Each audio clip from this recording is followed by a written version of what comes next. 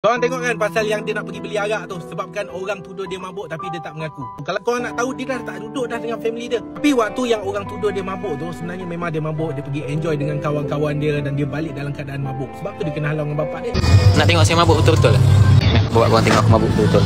Cakap saja tak boleh, tak guna. Daripada kau tuduh, biar aku buat betul. Sekejap. Daripada kau tuduh-tuduh, tak payahlah.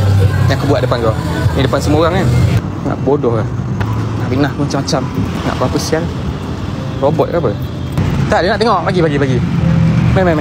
Kita pergi KK. Kita pergi KK. Jom. Bagi diorang tengok.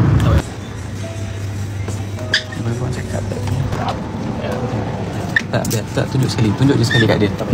Tunjuk sekali. Diorang nak tengok. Aku boleh buat. Itu yang diorang cakap. Lain. Bagi je pek sekali je. Sekali je. Kau bagi benda betul sekali je pek. Bagi air pernah minum. Rancak berdosa.